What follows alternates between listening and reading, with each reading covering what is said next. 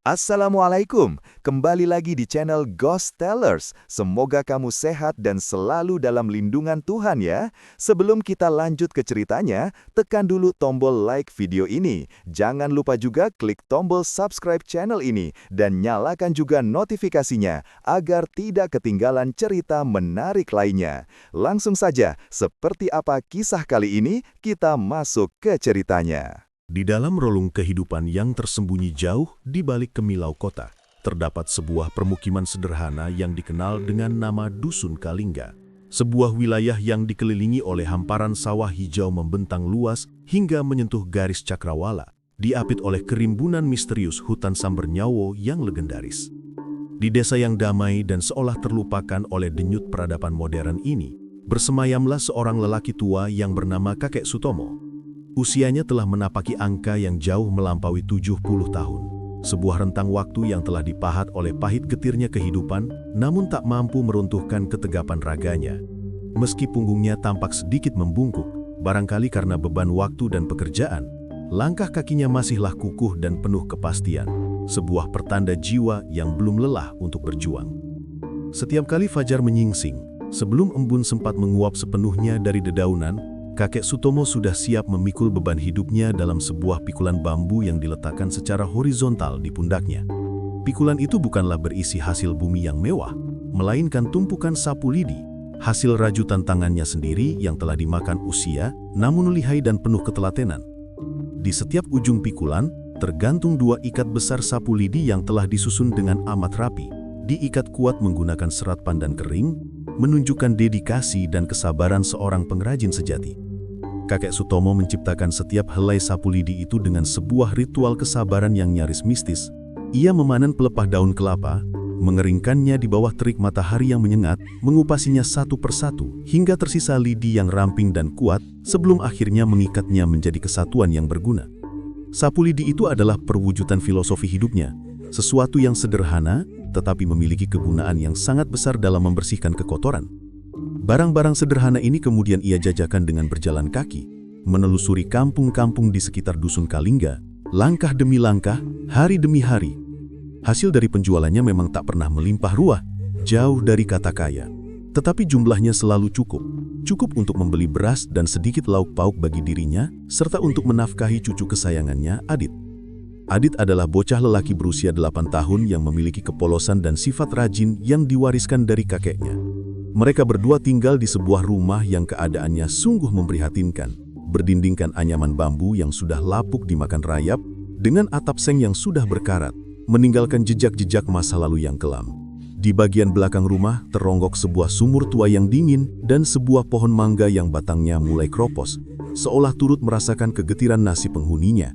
Jalan tanah becek yang membentang di depan rumah reot mereka menjadi saksi bisu, mengabadikan setiap jejak kaki Kakek Sutomo, setiap langkah perjuangan yang dilakukan saat ia berangkat mencari nafkah. Pagi itu, seperti pagi-pagi sebelumnya, Adit duduk merunduk, tangannya yang kecil tetapi cekatan, sibuk mengikat lidi-lidi yang belum sepenuhnya kering. "Iya kek, Adit bantu ikat lidi yang belum kering ini ya," ucap Adit dengan suara polosnya, memperlihatkan keseriusannya dalam setiap gerakannya. Kakek Sutomo hanya membalasnya dengan seulas senyum tipis, sebuah ekspresi yang jarang ia tunjukkan, namun selalu memiliki makna yang mendalam. "Pelan-pelan saja nak, yang penting rapi, sapu itu seperti makhluk hidup, kalau dibuat asal-asalan nanti gampang rusak, tak bisa bertahan lama," pesannya dengan nada yang tenang dan penuh hikmah. Adit mengangguk patuh, senyum malu tersungging di bibirnya. Ia memahami betul bahwa sang kakek bukanlah tipe orang yang gemar berbicara panjang lebar. Namun setiap untayan kata yang meluncur dari mulut tuanya selalu mengandung filosofi dan pelajaran berharga tentang hidup dan kesabaran. Sejak istrinya Aminah meninggal 5 tahun yang lalu, Kakek Sutomo memang hanya hidup berdua bersama Adit. Anak semata wayangnya, Dewi, yang juga merupakan ibu dari Adit, telah memutuskan untuk merantau jauh ke luar negeri, konon bekerja sebagai asisten rumah tangga di salah satu negara tetangga. Namun sudah 2 tahun lamanya tak ada lagi kabar yang sampai, tak ada sepucuk surat, apalagi panggilan telepon. Kakek Sutomo hanya bisa menatap sandu foto Dewi yang tergantung di dinding bambu, merenungkan senyum ceria yang dulu selalu menghiasi wajah putrinya, kini tinggal kenangan yang menghadirkan kerinduan yang mendalam. Kerendahan hati dan ketulusan Kakek Sutomo yang selalu ia tanamkan dalam setiap ikatan sapu lidi, akan segera diuji oleh sebuah peristiwa yang melampaui batas nalar dan logika manusia. Sebuah pertemuan misterius yang telah lama menanti di balik tirai malam hutan Sambernyomo. Kehidupan sederhana kakek Sutomo di Dusun Kalingga memang tidak pernah lepas dari pandangan dan perhatian para tetangga. Meskipun sebagian besar hanya sebatas basa-basi atau rasa iba yang terkadang terselip dalam pertanyaan tentang kabar Dewi. Namun di antara kerumunan masyarakat yang sibuk dengan urusan mereka masing-masing, ada satu sosok yang menunjukkan kepedulian tulus yang tak pernah lekang oleh waktu. Dialah Bu Lastri, seorang janda paruh bada yang mendiami rumah di sebelah, yang dinding anyaman bambunya hampir berdempetan dengan rumah kakek Sutomo.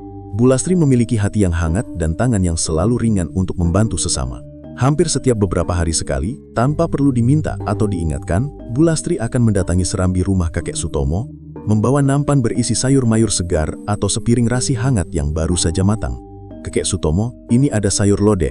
Tadi saya kebanyakan masak, jadi Adit juga biar ikut makan ya," katanya dengan senyum yang meneduhkan, menyerahkan mangkuk dengan kehangatan yang tak ternilai harganya. Kakek Sutomo akan selalu menyambut kebaikan itu dengan rasa syukur yang mendalam dan kerendahan hati yang tulus. "Wah, matur nuwun, terima kasih banyak, Bu Lastri. Ini namanya rejeki dari Gusti Allah yang dikirimkan melalui panjenengan, Anda," jawabnya, nadanya penuh ketulusan tanpa ada sedikit pun kepura-puraan. Bu Lastri hanya akan tertawa kecil, sebuah tawa yang renyah dan jujur. "Ah, saya mah cuma numpang nitip pahala, Kekek. Lagi pula, kalau bukan kita yang saling peduli dengan tetangga sendiri, siapa lagi yang mau peduli?" Filosofi ini mencerminkan semangat gotong royong dan kepedulian yang masih kental terasa di Dusun Kalingga, sebuah benteng moral yang menjaga kakek Sutomo dan Adit dari kesepian dan kesulitan yang lebih parah. Kakek Sutomo sendiri memiliki hubungan yang sangat erat dengan alam sekitarnya. Ia bukan hanya sekedar hidup di Dusun Kalingga, melainkan berinteraksi dan menyatu dengan setiap elemen di sana. Setiap pagi, sebelum mulai meraut lidi, ia akan berdiri sejenak di bawah pohon mangga yang sudah tua, menghirup dalam-dalam udara segar yang masih membawa aroma tanah basah dan daun yang mengering. Baginya, setiap elemen alam memiliki pelajaran. Batang pohon mangga yang lapuk mengajarkannya tentang ketahanan di tengah kerasnya waktu. Sumur tua yang dingin mengingatkannya pada kesegaran sumber kehidupan yang harus dijaga. Bahkan sapu lidi yang ia buat juga merupakan manifestasi dari ketenangan batin. Kalau hati sedang tak enak, sapu lidi ini akan mudah patah saat diikat. Ia pernah berbisik pada dirinya sendiri, menyadari bahwa kualitas sapunya adalah cerminan langsung dari keadaan spiritualnya.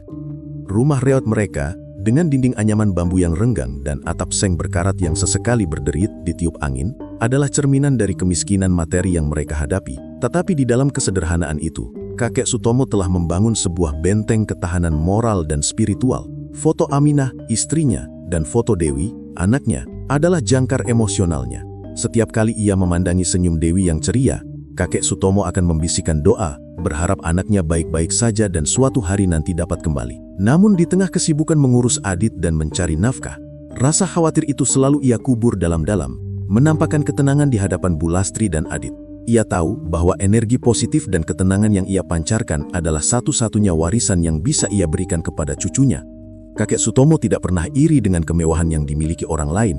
Ia berpegang teguh pada prinsip bahwa rezeki itu bukan hanya soal uang, tetapi soal kecukupan hati. Ia mencari nafkah bukan untuk mengejar kekayaan, melainkan untuk menjaga kehormatan diri dan memastikan Adit tidak kelaparan. Prinsip inilah yang membuat langkah kakinya tetap tegap, meskipun ia harus berjalan puluhan kilometer di bawah terik matahari atau dalam ancaman badai. Ia adalah representasi dari kearifan lokal, sosok yang menjaga nyala api keikhlasan di tengah terpaan zaman yang semakin materialistis. Semua nilai-nilai luhur ini, yang selama ini ia genggam erat, akan segera diuji dalam sebuah perjalanan tak terduga, sebuah insiden di bulan yang dianggap keramat, yang akan mengubah pemahamannya tentang rezeki dan dimensi kehidupan yang selama ini ia yakini. Kesabarannya, ketulusannya, dan keikhlasannya telah menarik perhatian dari sebuah kekuatan yang melampaui dunia fisik, dan tak lama kemudian, ia akan dipanggil untuk memasuki gerbang realitas lain, yang merupakan pertanda bahwa niat sucinya selama ini telah dicatat dan diperhatikan oleh entitas dari dimensi yang berbeda. Hari itu, suasana di Dusun Kalingga terasa muram sejak pagi buta. Langit di atas hutan Sambernyowo seolah enggan menampakkan biru cerahnya, digantikan oleh gumpalan awan gelap yang menggantung pekat dan berat, menjanjikan turunnya hujan lebat yang dahsyat dalam waktu dekat. Udara terasa dingin dan lembab. Angin berembus perlahan, membawa aroma tanah yang sebentar lagi akan dibasahi oleh air langit. Meskipun tanda-tanda alam jelas menunjukkan akan terjadinya badai besar, kakek Sutomo tetap berkeras hati untuk menjalankan rutinitasnya. Tekadnya untuk berjualan sapu lidi tak sedikit pun goyah. "Adit, hari ini kamu di rumah saja ya. Kakek mau berkeliling ke kampung seberang, sedikit lebih jauh dari biasanya," pesan kakek Sutomo sambil mengencangkan ikatan pada pikulannya, memastikan semua sapu lidi terpasang kokoh dan siap menantang cuaca. Ia memandang cucunya dengan sorot mata penuh perhatian. "Nanti, kalau hujan mulai turun dengan deras, jangan lupa kamu harus segera menutup jendela bambu di rumah, biar air tak masuk dan membasahi lantai," ia melanjutkan. Suaranya mengandung nada kehati-hatian khas orang tua yang penuh pengalaman. Adit mengangguk, namun raut wajahnya tampak cemas. Sebuah ekspresi kekhawatiran yang tak mampu ia sembunyikan. "Kalau hujannya deras sekali, kakek lebih baik berteduh saja dulu ya. Jangan dipaksakan untuk terus berjalan," pinta Adit dengan nada yang agak memaksa, menunjukkan kepeduliannya yang mendalam. Kakek Sutomo hanya tersenyum lembut, mengusap kepala Adit dengan telapak tangannya yang kasar. "Iya nak." Kakek mengerti. Kakek tahu kapan harus berhenti dan mencari perlindungan. Namun jauh di lubuk hatinya, kakek Sutomo merasa ada dorongan kuat yang tak bisa ia jelaskan. Sebuah naluri yang memaksanya untuk tetap melangkah. Seolah-olah ada sebuah pertemuan penting yang telah dijadwalkan oleh takdir di tempat yang jauh. Angin mulai berembus semakin kencang ketika kakek Sutomo menyusuri jalan setapak yang biasa ia lalui menuju kampung sebelah. Suara gesekan antara dedaunan pohon jati yang kering terdengar begitu nyaring, seperti bisikan-bisikan halus yang datang dari balik semak belukar, seolah alam sedang berkomunikasi dengan bahasa yang hanya bisa dipahami oleh mereka yang berjiwa peka. Di tengah perjalanan, ia berpapasan dengan Pak Herman, seorang tukang kayu yang dikenal cerewet namun berhati baik, yang sedang menuntun sepedanya dengan susah payah. "Waduh, Kek Sutomo, lihatlah awan di atas sana. Sudah sangat pekat. Hujan bisa turun kapan saja. Sebaiknya kakek kembali saja ke rumah," seru Pak Herman. Nadanya terdengar khawatir. Kakek Sutomo menggelengkan kepalanya dengan ramah, menolak saran tersebut dengan senyum. "Tidak apa-apa Pak Herman. Nanti kalau hujan benar-benar datang, saya akan mencari tempat berteduh di mana saja yang memungkinkan," jawab kakek Sutomo. Ia masih memegang teguh keyakinannya untuk melanjutkan perjalanan. Pak Herman hanya bisa menghela napas pasrah. Tetapi ia tak lupa memberikan sebuah peringatan yang bernuansa mistis. "Ya sudah, hati-hati Kek. Ini sudah memasuki bulan Suro. Orang-orang tua bilang, angin malam di bulan ini suka membawa hal-hal yang aneh, hal-hal yang tak kasat mata. Jangan sampai kakek berteduh di tempat yang angker ya." Mendengar peringatan itu, kakek Sutomo hanya tertawa kecil. Ia sudah terbiasa mendengar berbagai cerita mistik yang selalu ramai dibicarakan setiap kali tiba bulan Suro. Konon, di bulan itu banyak makhluk halus berkeliaran, berani menampakkan diri atau bahkan berusaha menyesatkan orang-orang yang nekat pulang terlalu malam. Namun bagi kakek Sutomo, ketakutan semacam itu hanyalah ilusi. Ia berpegang teguh pada prinsipnya. Selama hatinya selalu lurus, niatnya murni untuk mencari rezeki yang halal, dan ia tak pernah berbuat jahat, maka tidak ada satupun makhluk di dunia ini yang perlu ia takuti. Namun ia tidak tahu bahwa malam ini ia akan dipaksa untuk menguji keyakinan itu, bukan dengan hantu yang menakutkan, melainkan dengan sebuah keajaiban yang menyelimuti ketakutan. Keyakinan ini memberikan kekuatan ekstra pada setiap langkahnya. Meskipun cuaca semakin buruk dan angin semakin dingin menusuk tulang, kakek Sutomo terus berjalan memanggul pikulan sapu lidinya yang basah. Ia tidak menyadari bahwa ketaatan dan keikhlasan yang ia tunjukkan di tengah kesulitan ini sedang diamati oleh mata-mata yang tak terlihat. Mata-mata yang berasal dari dimensi yang berbeda, yang telah lama menunggu saat yang tepat untuk membalas budi atas segala kebaikan yang telah ia tabur selama ini. Pertemuan dengan Pak Herman dan peringatan tentang bulan Suro itu ternyata adalah sebuah prolepsi, sebuah isyarat halus dari semesta bahwa ia sedang bergerak menuju sebuah peristiwa gaib yang telah lama tertulis dalam takdirnya. Kakek Sutomo, dengan kesederhanaannya, tanpa sadar, sedang melangkah menuju gerbang tak terlihat. Sebuah pintu antara dua alam yang hanya terbuka bagi jiwa-jiwa yang telah diuji kejujuran dan ketulusannya. Hujan deras yang akan segera turun bukanlah fenomena alam biasa, melainkan sebuah tirai pembuka menuju realitas yang menakjubkan dan penuh misteri. Sebuah jalan yang akan membawanya keluar dari dusun Kalingga dan masuk ke dalam sebuah peradaban yang hanya ada dalam dongeng. Sebuah peradaban yang telah menanti kedatangan dirinya dan keikhlasan sapu lidinya. Menjelang sore hari, langit benar-benar pecah, tak mampu lagi menahan volume air yang telah tertampung sepanjang hari. Hujan turun dengan sangat deras, seperti tirai air yang tak berujung, diselingi oleh suara gemuruh petir yang memekakkan telinga dan sambaran kilat yang sesekali menerangi horizon. Angin menderu-deru dengan kekuatan luar biasa, seolah sedang murka, menumbangkan ranting-ranting pohon yang kering dan membuat daun-daun jati yang kering berterbangan tak karuan, menciptakan pemandangan yang kacau dan mencekam. Kakek Sutomo yang sudah basah kuyup berlari kecil sambil memeluk pikulannya erat-erat, panik mencari perlindungan dari amukan badai. Ia tahu memaksakan diri untuk terus berjalan dalam kondisi seperti ini sangatlah berbahaya, baik bagi kesehatan tubuhnya maupun bagi keselamatan barang dagangannya yang berharga. Di kejauhan, tepat di pinggir jalan setapak yang nyaris tak terlihat karena derasnya hujan, pandangan kakek Sutomo tertuju pada sebuah objek besar yang berdiri kontras di tengah rirumbunan pohon bambu yang bergoyang-goyang diterpa angin kencang. Itu adalah sebuah rumah yang tampak sangat tua, sebuah bangunan yang memancarkan aura masa lalu yang kelam. Cat windingnya sudah mengelupas di banyak tempat, memperlihatkan tekstur kayu yang sudah lapuk. Genteng-gentengnya banyak yang sudah runtuh menciptakan lubang-lubang hitam di atap, dan pagar kayunya tampak miring, seolah siap untuk roboh. Rumah itu, dengan segala kerusakan dan aura angkernya, terlihat seperti sebuah monumen kegagalan yang ditinggalkan. Namun di tengah gempuran badai yang melanda, rumah besar yang suram itu tiba-tiba tampak seperti satu-satunya tempat yang menawarkan keamanan dan perlindungan di dunia ini. Insting kakek Sutomo yang didorong oleh kebutuhan mendesak untuk berlindung, mengalahkan segala rasa takut dan kekhawatiran yang sempat terlintas di benaknya. Tanpa berpikir panjang atau merungkan peringatan Pak Herman tentang tempat angker, kakek Sutomo segera berlari sekencang-kencangnya menuju teras rumah tua itu. Ia meletakkan pikulan sapu lidinya dengan hati-hati di sudut teras yang kering, mencoba melindunginya dari cipratan air hujan. Setelah itu, ia menepuk-nepuk bajunya yang sudah basah kuyup, mencoba mengusir air yang menempel di kain, sebelum akhirnya duduk di atas sebuah kursi bambu yang juga tampak lapuk dan usang, berderit pelan di bawah bebannya. Saat kakek Sutomo mulai menenangkan nafas, dari dalam rumah besar yang gelap itu, tiba-tiba terdengar sebuah suara. Suara itu terdengar seperti langkah kaki, pelan namun berat, seolah ada seseorang yang sedang berjalan dengan susah payah di atas lantai kayu yang sudah menua, menimbulkan bunyi derit yang nyaring dan menakutkan.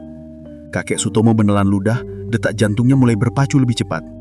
Ia menatap ke arah pintu rumah yang ternyata sedikit terbuka, memperlihatkan kegelapan pekat di dalamnya yang terasa menusuk, seolah menyimpan rahasia tak terungkap. Ia berusaha meyakinkan diri, mencari alasan logis atas suara aneh itu. Halah, mungkin cuma angin yang menggerakkan sesuatu di dalam, gumamnya pelan, mencoba meredahkan kegelisahan yang mulai menjalar. Namun suara langkah kaki itu terdengar lagi, kali ini jauh lebih jelas dan terstruktur.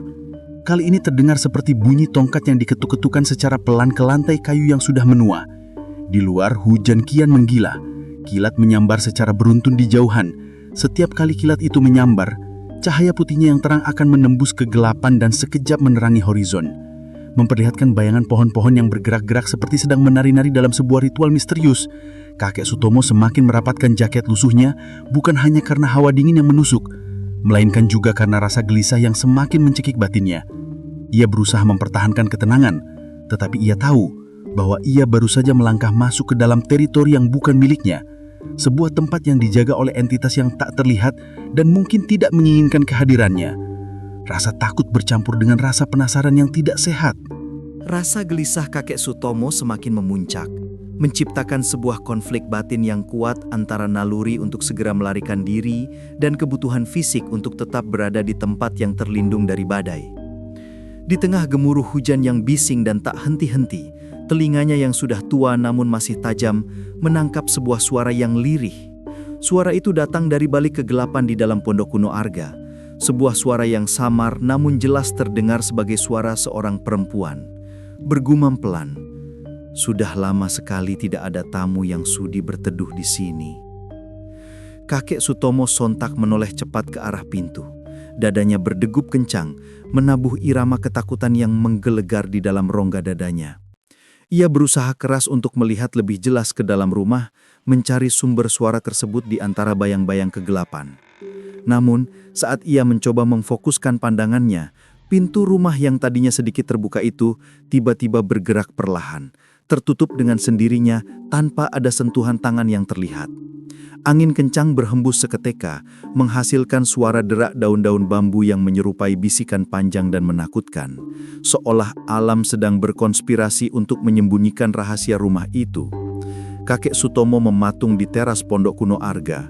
Meskipun suara hujan masih mengguyur dengan intensitas yang tinggi, kini suara itu terasa berbeda, seolah teredam oleh sesuatu yang lembab, berat, dan aneh, menciptakan keheningan yang tak wajar.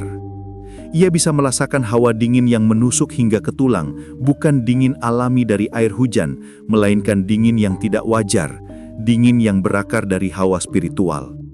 Tangannya mulai gemetar, bukan semata-mata karena kedinginan, tetapi karena kesadaran bahwa ia sedang berhadapan dengan sesuatu yang tak dapat ia sentuh atau ia lihat. "Assalamualaikum." Suaranya terdengar serak, hampir seperti bisikan, diucapkannya hanya untuk menenangkan hati sendiri, sebuah upaya terakhir untuk memohon perlindungan dari Yang Kuasa di tempat yang terasa sangat angker itu. Tidak ada jawaban yang datang, hanya gema dari seruan yang memantul pelan dari balik ruangan gelap. Seolah Pondok Kuno Arga sedang menyimpan nafasnya sendiri, mengamati setiap gerak-gerik kakek Sutomo. Ia memutuskan untuk duduk kembali di kursi bambu yang lapuk, mencoba meyakinkan dirinya bahwa suara perempuan tadi hanyalah hasil dari halusinasi belaka. Ia berpikir mungkin usianya yang sudah tua, ditambah kelelahan akibat seharian memanggul pikulan, telah mempermainkan pikirannya. Namun tak lama kemudian, dari arah dalam rumah, terdengar lagi suara lirih yang jauh lebih mengerikan. Suara itu adalah tawa cekikan seorang anak kecil, sebuah tawa yang singkat, cepat, lalu menghilang begitu saja dalam keheningan yang mencekam. Kakek Sutomo sontak menoleh, wajahnya menegang karena terkejut. "Siapa itu?" tanyanya dengan suara yang agak keras, meskipun suaranya bergetar hebat. Keheningan kembali meraja, hanya ada suara air hujan yang menetes dari ujung atap, menciptakan bunyi tik yang teratur di tanah yang berlumpur. Ia menarik nafas dalam-dalam, mencoba menguatkan hati. Mungkin rumah ini masih ada yang menjaganya. Gumamnya berusaha bersangka baik, menghindari pemikiran bahwa ia sedang digoda oleh makhluk halus. Namun rasa tak enak di dadanya semakin memberat. Sambil memegang erat pikulan sapunya, ia mengedarkan pandangan ke sekeliling teras. Di sana, ia melihat kursi bambu yang setengah patah, sebuah gentong air yang ditumbuhi lumut tebal, dan di sudut teras terletak seonggok boneka tua yang sudah sangat usang. Wajah boneka itu sudah mengelupas dimakan waktu, dan sepasang mata boneka itu, meskipun hanya berupa sulaman benang yang memudar, tampak seperti sedang menatap lurus, tajam, dan tanpa berkedip ke arah kakek Sutomo. Ia buru-buru mengalihkan pandangan, jantungnya berdebar-debar seolah ingin lepas dari tempatnya. Kakek Sutomo memutuskan untuk tetap berdiri di ambang pintu yang sedikit terbuka. Rasa penasarannya kini bercampur dengan ketakutan yang tak tertahankan. Ia merasa ada sebuah magnet yang menariknya untuk melihat lebih jauh ke dalam kegelapan itu. Sebuah panggilan misterius yang menantang akal sehatnya, memaksanya untuk berinteraksi dengan misteri Pondok Kuno Arga yang telah lama tertidur dalam sepi. Di luar, hujan akhirnya menunjukkan tanda-tanda mereda.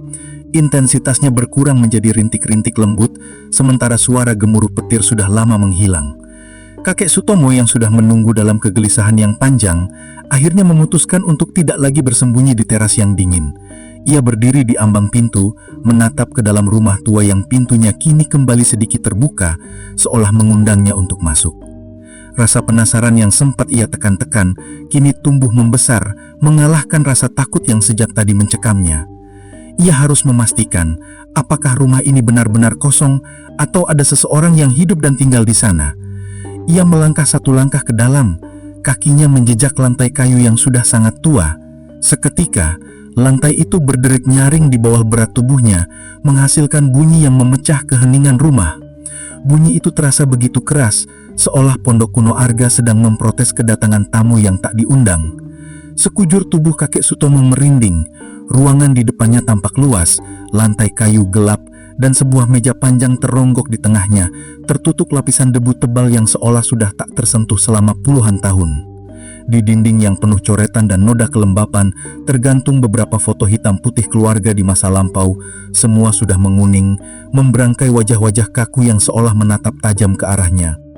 Saat kakek Sutomo melangkah lebih dalam, sebuah aroma aneh menyeruak, menusuk hidungnya dengan kuat. Aroma itu adalah perpaduan antara hawa lembab yang dingin, bau kayu tua yang membusuk, dan aroma anyir yang samar-samar. Sebuah bau yang membuat dadanya terasa sesak dan berat. Namun di antara campuran aroma yang menjijikan itu, tiba-tiba tercium aroma lain yang sungguh tidak terduga, aroma bunga melati segar yang kuat dan manis, seolah baru saja dipetik dan diletakkan di dalam ruangan yang penuh debu. Wah, aneh, dari mana datangnya bau melati segar di tempat begini? Gumam kakek Sutomo lirih, matanya menyapu sekeliling ruangan dengan penuh keheranan. Aroma melati yang dalam kepercayaan Jawa sering dihubungkan dengan kehadiran entitas gaib yang berwujud perempuan, semakin memperkuat firasatnya bahwa ia tidak sendirian. Tiba-tiba dari arah meja panjang di tengah ruangan terdengar suara benda jatuh yang pelan, nyaris tak terdengar namun sangat jelas di tengah keheningan mencekam. Kakek Sutomo menoleh cepat, pandangannya tertuju pada sumber suara tersebut. Di atas meja yang berdebu itu, kini tampak sebuah piring yang pecah separuh. Dan di sebelah piring pecah itu, ada sesuatu yang berkilau-kilau memantulkan cahaya samar yang datang dari luar, sebuah kilauan yang sangat menarik perhatiannya. Kakek Sutomo mendekat perlahan, jantungnya berdebar-debar tak karuan. Ia menemukan sebuah uang koin emas terletak di sana. Bentuk koin itu sangat aneh, lebih kecil dan lebih tebal dari mata uang yang berlaku saat ini, dan permukaannya berukir halus dengan aksara Jawa kuno yang sama sekali tak ia pahami maknanya. Naluri kemanusiaan kakek Sutomo yang sudah lama bergumam dengan kemiskinan seketika mengalahkan rasa takutnya. Wah, mungkin ini peninggalan orang zaman dahulu, pikirnya bercacak dagung. Tanpa pikir panjang, ia memungut uang koin emas itu, menggenggamnya erat-erat dalam telapak tangannya yang kasar. Namun begitu tangannya menyentuh logam dingin itu, terjadi perubahan drastis pada seluruh suasana Pondok Kuno Arga. Udara di ruangan itu tiba-tiba berubah, menjadi lebih berat dan bergetar, seolah ada energi yang sangat besar baru saja dilepaskan. Dan yang paling mengejutkan, di pojok ruangan, sebuah lampu minyak tua yang tadinya padam dan tidak terawat, tiba-tiba menyala sendiri tanpa ada sentuhan manusia yang terlihat. Cahayanya kekuningan dan temaram, tetapi cukup terang untuk menyingkapkan sosok yang baru saja muncul di sisi meja. Di sana, kini berdiri seorang lelaki tua, tinggi dan berwibawa, mengenakan pakaian lurik tradisional dan ikat kepala batik, matanya menatap lurus ke arah kakek Sutomo. Sosok itu yang kehadirannya tak disangka-sangka, kini menjadi saksi bisu atas tindakan kakek Sutomo memungut uang koin emas misterius tersebut, sebuah tindakan yang telah membuka gerbang antara dua dimensi kehidupan. Lampu minyak tua yang menyala dengan sendirinya itu memancarkan cahaya yang remang-remang, menciptakan bayangan-bayangan menakutkan yang menari-nari di dinding Pondok Kuno Harga. Cahaya yang temaram itu cukup untuk menampakkan sosok lelaki tua berpakaian lurik yang kini berdiri tegak di hadapan kakek Sutomo. Sosok itu tampak tenang, berwibawa, tetapi entah mengapa memancarkan aura dingin yang menusuk tulang. "Assalamualaikum, Kek," sapa suara itu, lembut namun berat, seolah datang dari kedalaman waktu, dari jarak yang sangat jauh. Kakek Sutomo spontan melangkah mundur, matanya membelalak, dadanya berdegup tak karuan, terkejut luar biasa oleh kemunculan yang tiba-tiba dan tak terduga itu. Ia berusaha mencari kata-kata, tetapi lidahnya terasa keluh dan tenggorokannya tercekat oleh rasa takut yang luar biasa. Siapa jenengan?" tanya kakek Sutomo dengan suara yang bergetar. Lelaki tua itu tersenyum tipis, sebuah senyum yang menyimpan misteri ribuan tahun. "Orang yang sudah lama menanti. Sudah bertahun-tahun lamanya rumah ini sepi, tak pernah dikunjungi. Akhirnya ada juga orang baik yang sudi berteduh di sini." Kehadiran dan ucapan lelaki itu terasa begitu nyata, tetapi cara berjalannya ketika ia melangkah perlahan terasa aneh, seolah kakinya tidak benar-benar menyentuh lantai kayu yang berdebu. Kakek Sutomo berusaha mengumpulkan keberaniannya. Ia kembali melangkah mundur, menjaga jarak sambil tetap mencengkeram erat pikulan sapu lidi di pundaknya. Seolah pikulan itu adalah satu-satunya benda nyata yang bisa ia jadikan pegangan. Saya cuma penjual sapu lidi, Mbah. Maaf, tadi hujan sangat deras. Saya hanya berniat berteduh sebentar, tak lebih. Jelas kakek Sutomo berusaha terdengar sopan dan tidak mengganggu. Lelaki tua itu menggelengkan kepala dengan tenang. Matanya yang tajam menatap lurus ke dalam jiwa kakek Sutomo. Tak perlu memohon maaf. Tidak semua tamu datang karena sebuah kesengajaan. Ada yang datang karena memang sudah tiba waktunya. Kakek Sutomo menelan ludah, bingung dan takut. "Maksud jenengan?" tanya kakek Sutomo meminta penjelasan. Lelaki tua itu tak langsung menjawab. Ia hanya mengarahkan pandangannya ke tangan kakek Sutomo yang masih menggenggam erat koin emas kuno. Itu adalah sebuah tanda. Tanda bahwa rejeki yang kau cari selama ini sedang digerakkan. Namun, ingatlah baik-baik kakek, tidak semua yang tampak berkilau di tanganmu ini adalah milik dunia yang kasat mata. Ucapan itu terasa dingin dan berbobot, seolah mengandung sebuah peringatan yang sangat penting. Di luar, suara petir kembali menyambar dengan keras. Kali ini begitu dekat, menyebabkan pondok kuno Arga bergetar hebat, seolah bangunan itu sedang diuji kekuatannya. Kakek Sutomo yang terkejut luar biasa, spontan menutup matanya rapat-rapat, sebuah reaksi alami terhadap suara yang begitu memekakan telinga itu. Dalam kegelapan yang sesaat itu, ia merasakan aura dingin yang menusuk kembali menyelimutinya. Ketika kakek Sutomo memberanikan diri untuk membuka matanya lagi, ia terlonjak kaget. Sosok lelaki tua berpakaian lurik itu telah lenyap, hilang tanpa jejak, seolah tak pernah ada. Yang tersisa hanyalah cahaya lampu minyak yang perlahan meredup. Cahayanya semakin melemah dan udara di ruangan itu, yang tadinya dingin, kini terasa aneh, menjadi hangat dan tenang. Sebuah perubahan suhu yang tidak wajar. Kakek Sutomo berdiri terpaku, terengah-engah, memeluk erat pikulannya, menyadari bahwa ia baru saja berinteraksi dengan sesuatu yang bukan manusia. Hatinya dipenuhi oleh campuran rasa takut yang mendalam, kebingungan yang mencekik, dan sebuah kesadaran samar bahwa koin emas di tangannya bukanlah sembarang harta, melainkan kunci pemuka gerbang menuju misteri yang lebih besar. Ia harus segera keluar dari tempat ini. Begitu hujan benar-benar berhenti dan hanya menyisakan rintik-rintik sisa yang jatuh dari atap, kakek Sutomo segera bergegas keluar dari pondok kuno Arga. Ia tidak lagi peduli dengan pikulannya yang masih agak basah. Satu-satunya yang ingin ia lakukan hanyalah menjauhi rumah tua yang penuh misteri itu. Dengan langkah tergesa-gesa, ia menatapkan kakinya di jalan setapak yang berlumpur. Namun begitu ia melangkah, ia merasakan sebuah kejanggalan yang sangat nyata. Sebuah firasat bahwa sesuatu di sekelilingnya telah bergeser dan berubah secara drastis, jauh melampaui perubahan suasana hati yang baru saja ia alami. Jalan yang ia pijak terasa berbeda. Jalan yang seharusnya berlumpur dan becek, kini terasa bersih, kering, dan padat. Pohon-pohon jati yang tadinya berdiri tegak di kiri jalan, dan pagar bambu yang miring di sebelah kanan, semuanya lenyap. Kini jalan itu diterangi oleh barisan lampu minyak yang tergantung di sepanjang pagar. Lampu-lampu yang memancarkan cahaya keemasan yang hangat dan menenangkan. Sebuah pemandangan yang sama sekali tidak pernah ada di jalan setapak Dusun Kalingga. Di jalanan kejauhan, telinga kakek Sutomo mendengar alunan musik yang sayup-sayup, irama gamelan Jawa yang lembut dan merdu, mengalun membelai malam, menciptakan suasana yang magis dan damai. Aroma di udara pun berubah total. Bau anyir dan lembab dari rumah tua telah digantikan oleh bau masakan yang menggugah selera. Sebuah campuran rempah-rempah tradisional yang harum, seolah sedang ada perayaan besar yang berlangsung. Kakek Sutomo berdiri terpaku, seluruh tubuhnya terasa kaku. Ia sadar betul, kampung ini tidak mungkin berada di jalur yang biasa ia lalui setiap hari. Kampung ini berada di luar batas realitasnya. Namun entah mengapa, langkah kakinya terasa ringan, seolah ada energi tak terlihat yang mendorongnya untuk berjalan masuk. Ia melangkah perlahan, disambut dengan senyum-senyum ramah warga yang berpakaian layaknya orang-orang di masa lalu.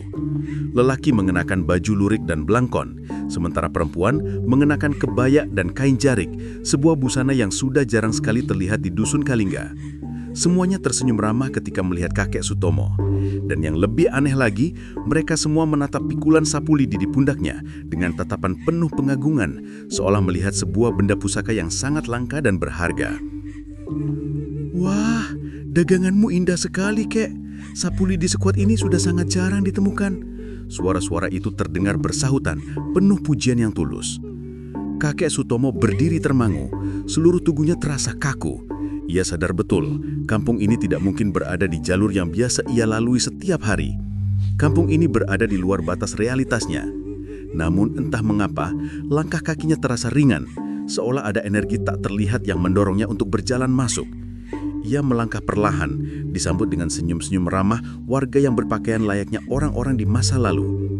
Udara di sekelilingnya terasa hangat, tetapi panas yang menyenangkan, seperti kehangatan yang merambat setelah menggigil kedinginan. Sebuah kesejukan yang menyelinap lembut ke kulit tuanya, membuat tubuhnya yang semula menggigil kini terasa nyaman dan tenang. Langit di atasnya tampak bersih dan bertabur bintang, padahal baru beberapa saat yang lalu hujan deras mengguyur dengan hebat. Lampu-lampu minyak yang tergantung di sepanjang jalan menerangi rumah-rumah kayu yang berjajar rapi, dan dari setiap jendela yang terbuka terpancar cahaya kuning temaram dari dalam. Loh, ini di mana ya? Gumam kakek Sutomo.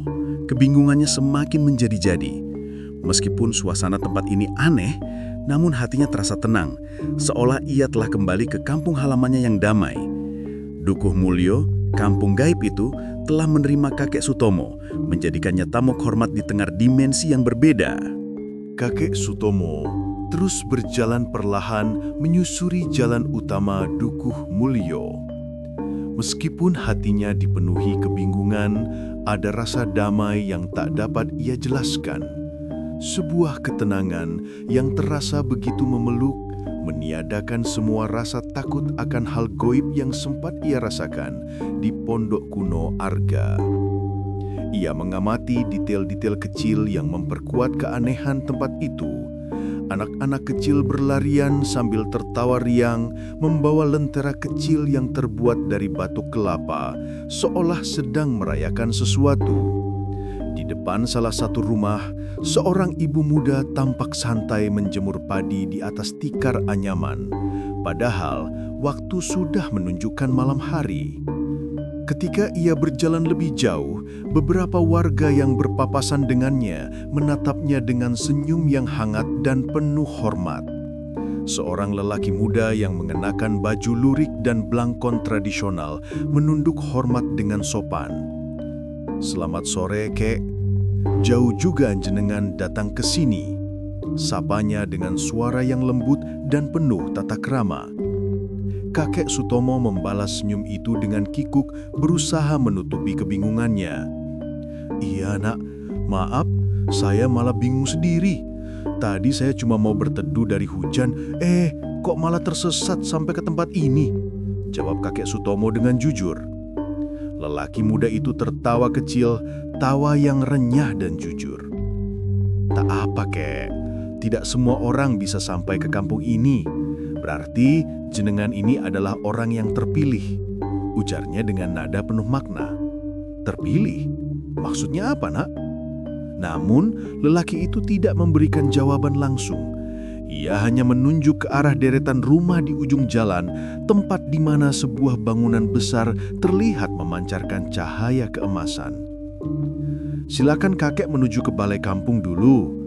Kepala kampung pasti sudah menanti dan ingin bertemu dengan jenengan." Kakek Sutoma melangkah perlahan. Setiap jejak kakinya seolah berhati-hati agar tidak merusak ketenangan Dukuh Mulyo.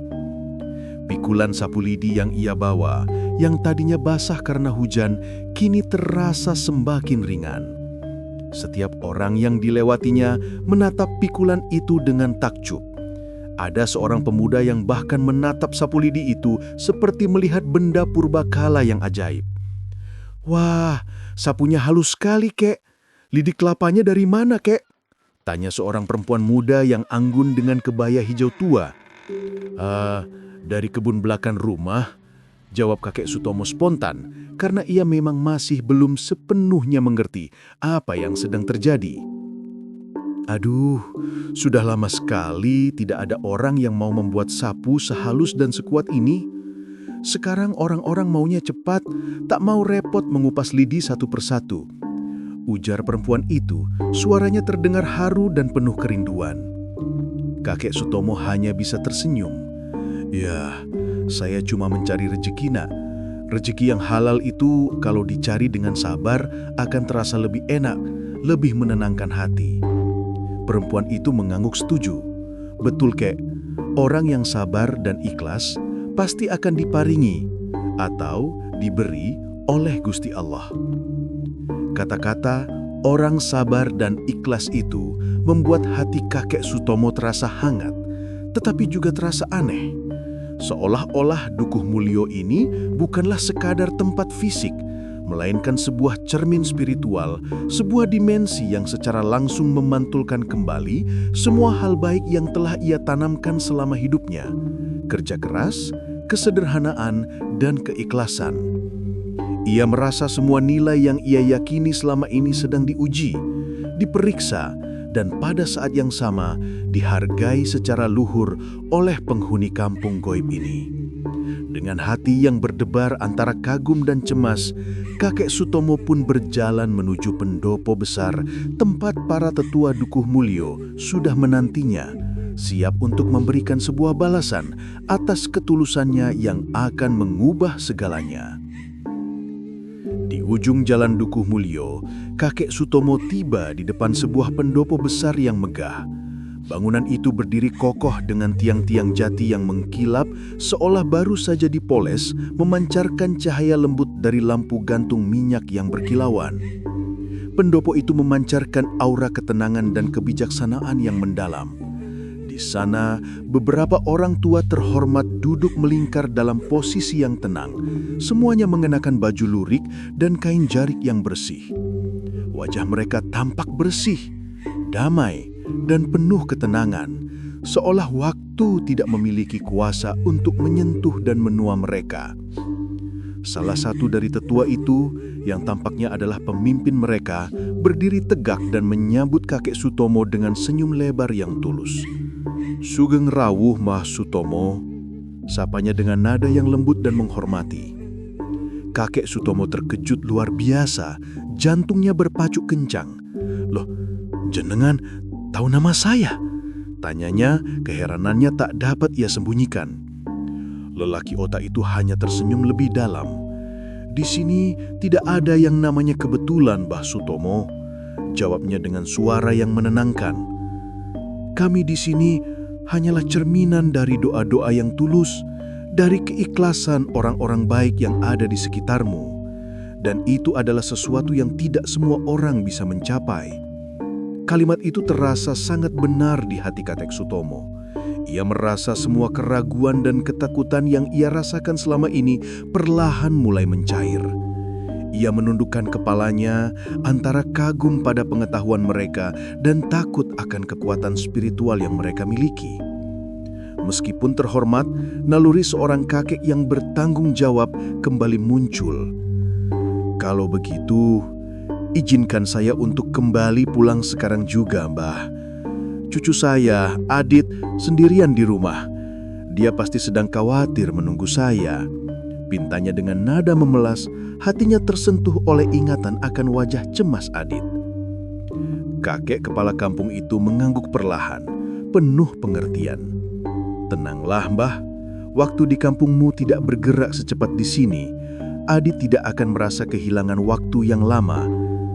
Namun ia melanjutkan, "Tapi sebelum jenengan kembali, biarkan kami membalas sedikit kebaikan dan ketulusanmu selama ini." Lelaki itu menepuk tangannya sekali, sebuah isyarat halus yang segera ditanggapi oleh para warga Dukuh Mulyo. Sebuah momen besar yang telah disiapkan oleh semesta untuk kakek Sutomo akan segera tiba.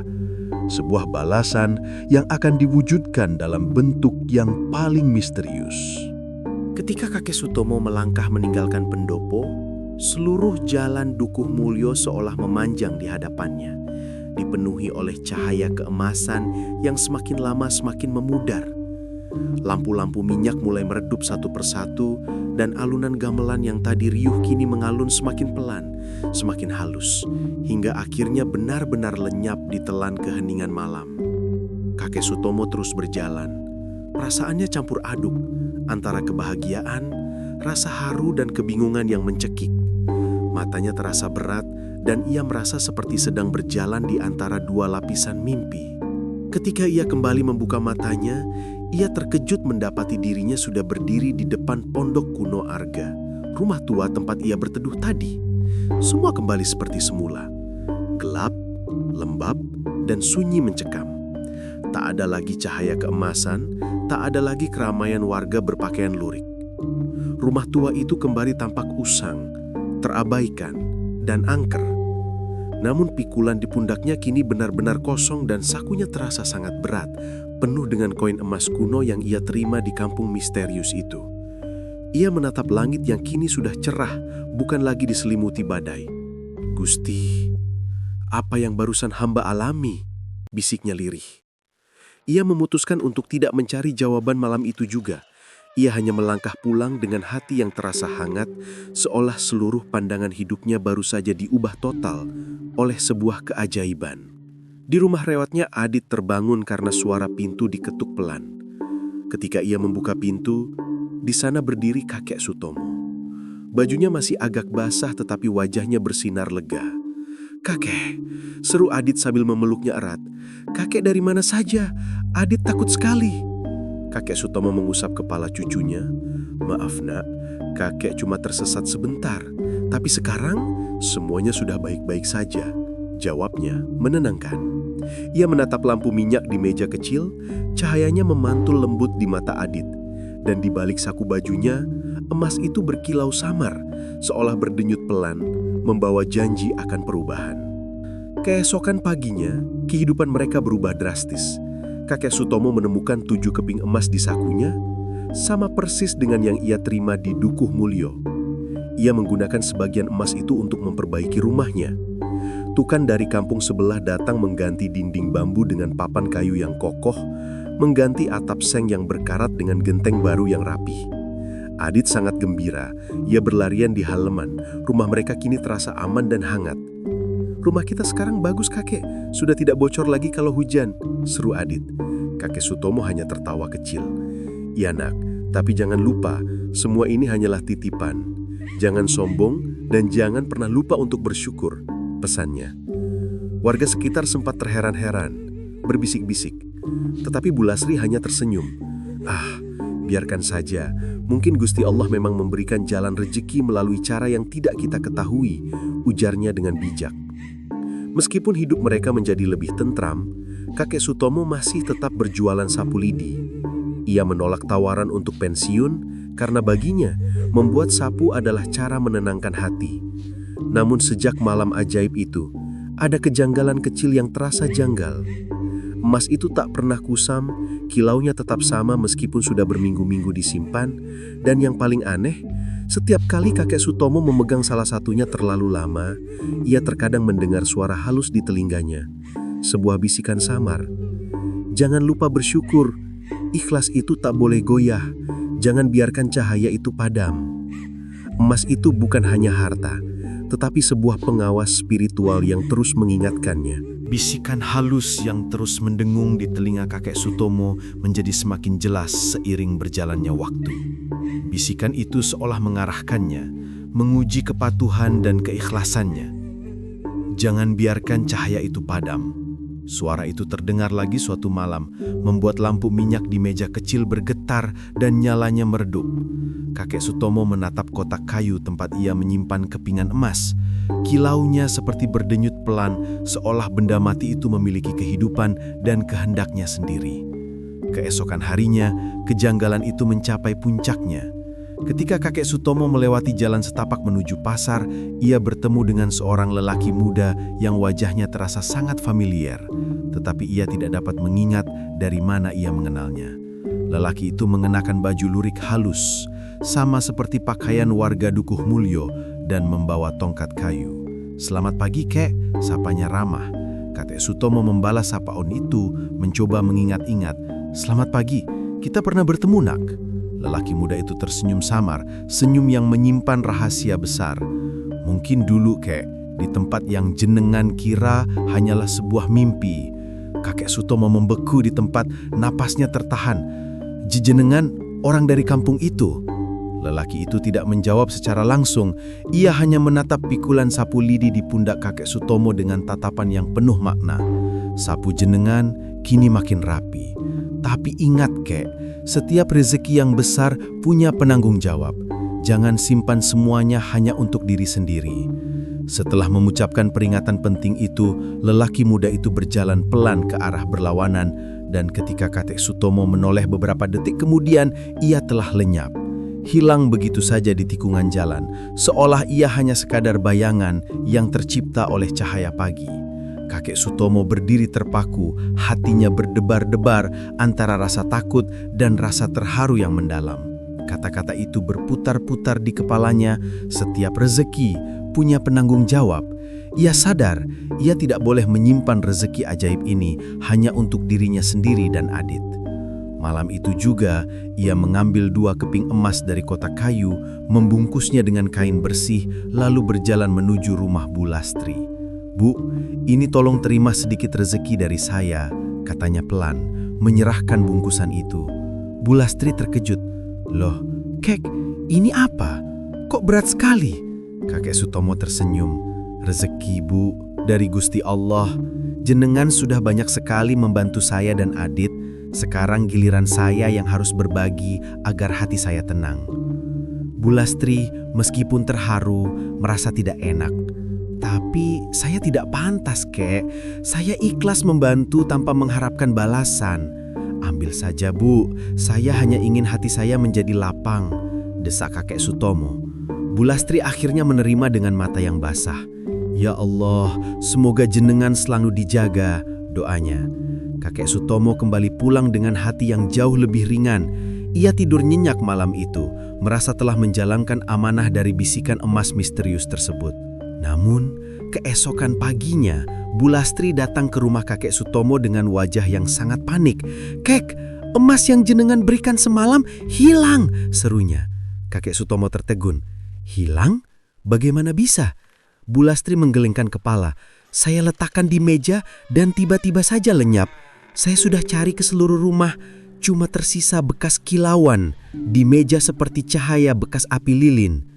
Kakek Sutomo menatap jauh ke arah hutan Sambernyowo, ke tempat pondok kuno Arga berdiri. Emas itu bukanlah harta benda, melainkan doa yang kembali ke asalnya. Ia merasa sebuah firasat yang sangat kuat, sesuatu dari dunia lain masih mengawasi, dan ia akan segera dipanggil lagi untuk terakhir kalinya untuk menerima pelajaran sejati tentang keikhlasan. Malam itu, angin terasa dingin luar biasa. Langit gelap tanpa ada sinar bulan. Hanya bintang-bintang yang sesekali terlihat samar di sela-sela awan tipis. Kakek Sutomo berdiri di ambang pintu rumahnya yang kini sudah kokoh, memandangi jejak kaki telanjang kecil yang basah di tanah becek di depan rumahnya.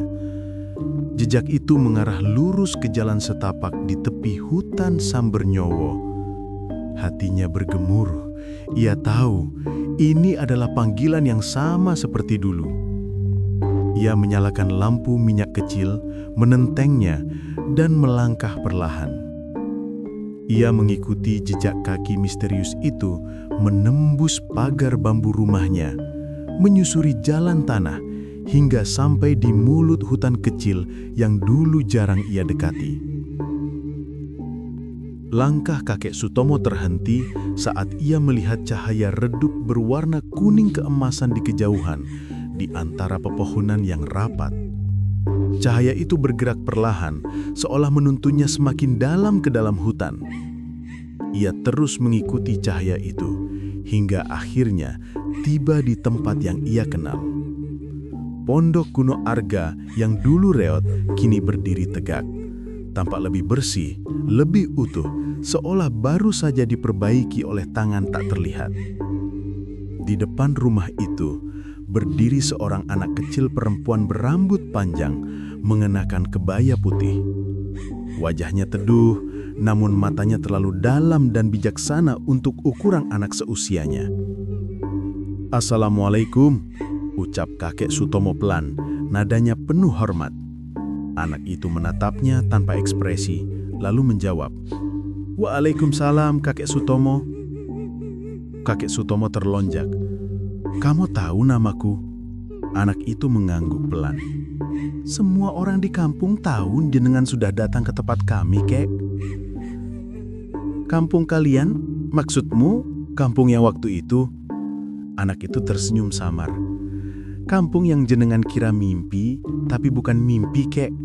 Dunia kami memang tidak sama dengan dunia jenengan. Kami tinggal di antara masa dan niat. Anak itu menatap langit lalu melanjutkan.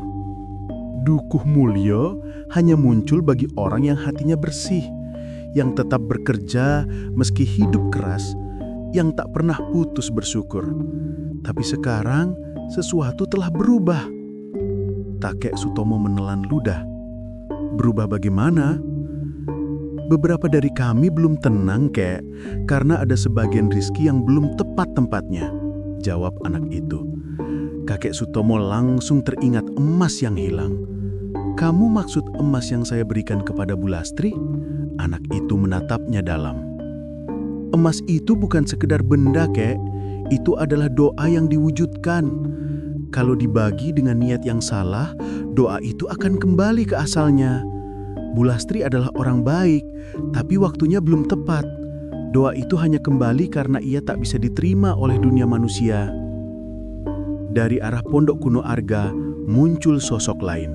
Seorang lelaki tua yang wajahnya mirip dengan kepala kampung yang dulu menyambutnya.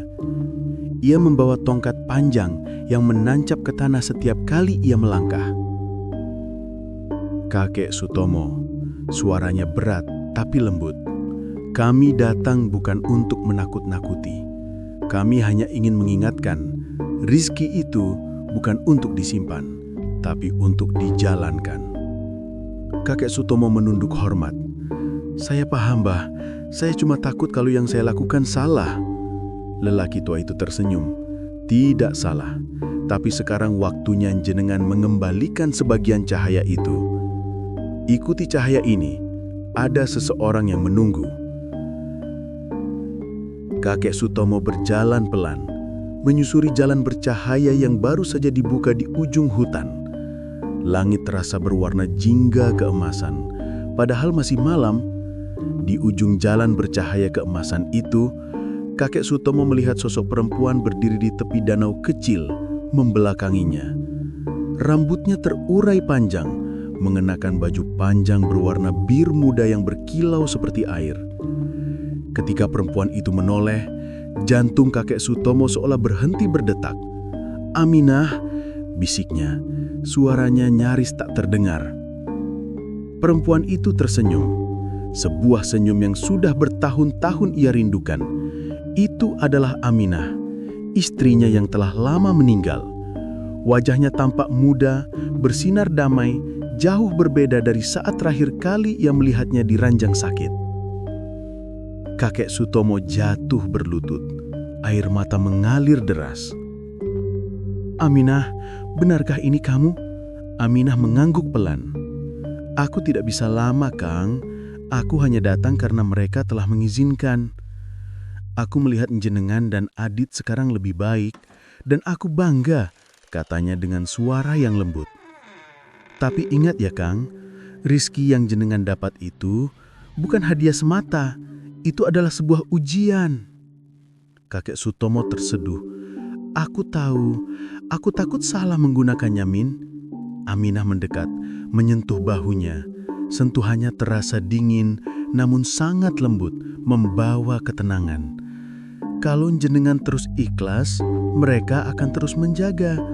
Tapi jangan pernah coba mencari jalan ke kampung itu lagi. Dunia mereka dan dunia jenengan tidak boleh bersatu lebih dari sekali. Aku kangen, Min, ucap Kakek Sutomo. Air matanya jatuh tanpa bisa ditahan. Aminah tersenyum seduh.